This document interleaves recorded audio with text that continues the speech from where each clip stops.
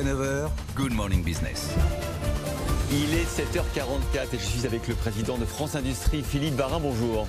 Bonjour. On est déçus ce matin tous les deux parce qu'on avait bien compris et que c'était 20 milliards d'euros de baisse des impôts de production, plus que ce que vous demandiez.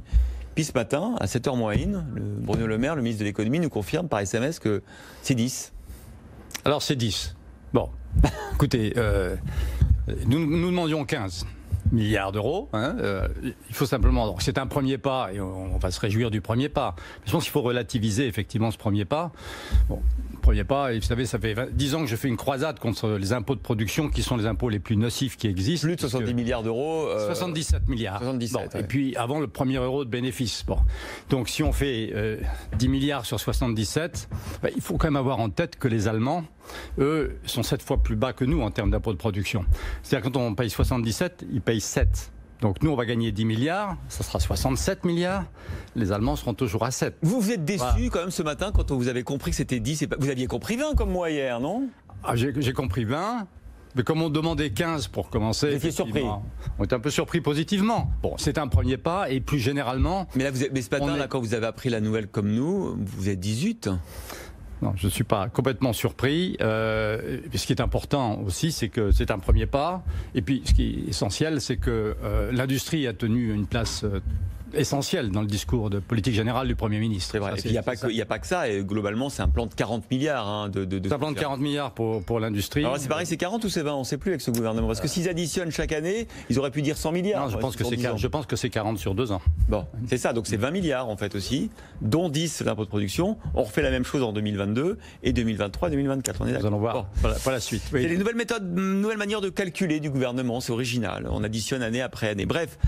Et puis, peut-être une bonne nouvelle tout à l'heure. Agnès Pannier-Runacher m'a promis que, en venant sur ce plateau dans une demi-heure, elle aurait une bonne nouvelle parce que cet argent n'arrivera qu'en 2021. Mais peut-être que par un amendement dans le PLF qui est en cours de discussion, on va obtenir de l'argent pour l'industrie dès maintenant. Ce qui est essentiel, c'est que nous fassions un départ lancé sur le plan de relance. Vous savez, d'abord, France Industrie, nous, on se réjouit de voir que nous avons été entendus, parce qu'on fonctionne dans une sorte de co-construction avec l'État sur le plan de relance, parce qu'en fait, ce qu'il faut, c'est un effort collectif. Alors, on sera très vigilant sur l'exécution, mais on est content de voir que nos propositions ont été retenues. Enfin, ce qui est essentiel, c'est que dès septembre, sur les 3 grandes priorités d'investissement, c'est-à-dire relocalisation, croissance verte, et puis il y a tout ce qui est lié au tech, la technologie pour la croissance verte, la technologie pour l'énergie, la technologie pour tout ce qui est vivant, sur la santé, sur l'agroalimentaire, etc. Que tout ceci démarre en septembre. Ouais. Voilà. Et donc nous avons fait un travail avec les 18 filières d'identification des chaînes de valeur sur lesquelles on a des maillons critiques, de telle manière à ce qu'on puisse relocaliser, mais plus généralement sécuriser les chaînes d'approvisionnement. Alors c'est le cas par exemple sur la santé, sur les principes actifs, mais c'est le cas aussi sur des maillons de la chaîne électronique, de l'automobile. Nous avons fait un travail avec l'ensemble des filières pour voir quels étaient les investissements pour faire une offre verte. Alors, bien sûr, sur la mobilité, on l'a vu sur l'automobile ou l'aéronautique dans les plans de soutien, mais ce qui est très important aujourd'hui, c'est le plan sur la performance énergétique des bâtiments. C'est une sorte d'angle mort, si vous voulez, compte tenu de l'enjeu, c'est 20% des émissions. Bien sûr. On n'avait pas un vrai plan sur ce sujet. Donc là, il va y avoir un vrai plan. Puis il y a tous les services essentiels sur l'eau, la valorisation des déchets, etc. Donc il y a un plan sur le vert.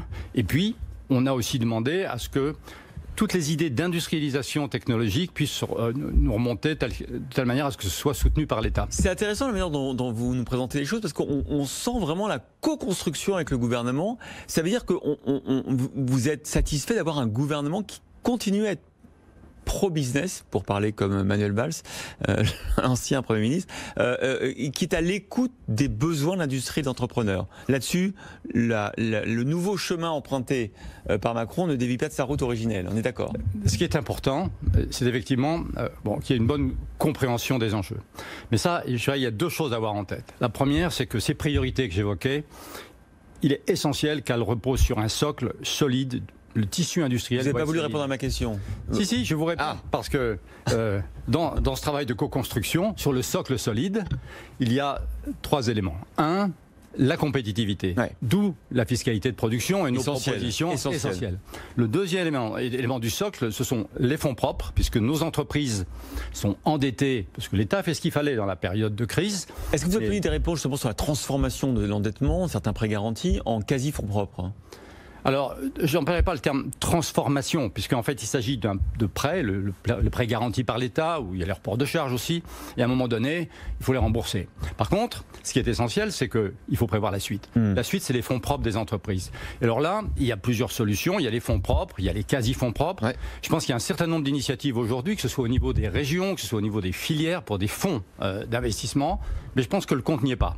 Et donc, ça veut dire qu'il va falloir que dans le courant de l'été, l'État réfléchisse à un fonds ou des fonds pour soit des fonds propres, soit des quasi-fonds propres. Et il y a un troisième élément du socle, avec la fiscalité et les fonds propres, c'est le capital humain sur lequel on a fait un certain nombre de propositions, sur l'apprentissage pour les jeunes, sur l'activité partielle de longue durée. De longue durée, ça, c'est vrai. Très important pour garder les compétences absolument à long terme. À long terme dans les entreprises, pour ne pas refaire ce qu'on a fait en 2008 et la crise précédente. Et l'emploi des jeunes ensuite. Et l'emploi des jeunes. Et ce qui manque dans l'emploi des jeunes, c'est quelque chose pour les jeunes les plus diplômés, les plus qualifiés. Il n'y a rien qui les concerne, ni en termes de rémunération, ni en termes justement de... Vous avez raison, les aides à l'apprentissage, elles s'arrêtent à la licence, et puis les aides à l'emploi des jeunes, ça s'arrête à 1,6 fois le SMIC. C'est ça. Bon, d'accord. Il manque une case là. Il manque peut-être une case, mais il y a un gros effort qui est fait, il faut le reconnaître. Et maintenant, la priorité sur le capital humain, c'est de travailler sur toutes les questions de compétences et de mobilité,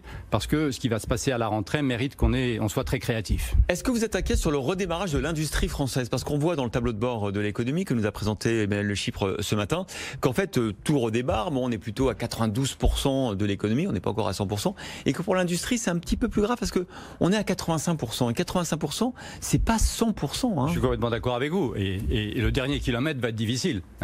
La bonne nouvelle, c'est que maintenant, à 85%, on est à peu près au même rythme que nos voisins du nord de l'Europe. Ce qui n'a pas été le cas du tout pendant toute la période de crise. On était décalé. On avait vraiment décroché. Ça, c'est la bonne. On avait vraiment arrêté les unités de production. Donc, ceci dit, il faut reconnaître que le redémarrage est hétérogène et que, alors, grâce à la prime sur l'automobile, on a un taux d'activité qui est bien remonté, mais enfin, il y a l'aéronautique et il y a tout le volet de l'export des PME qui n'a pas aujourd'hui vraiment repris. Et ça, c'est un sujet sur lequel il faut qu'on fasse collectivement un effort. Merci Philippe Barin. Je ne résiste pas au plaisir de vous poser une dernière question à l'ancien patron de PSA. Si je vous dis Stellantis, vous dites quoi?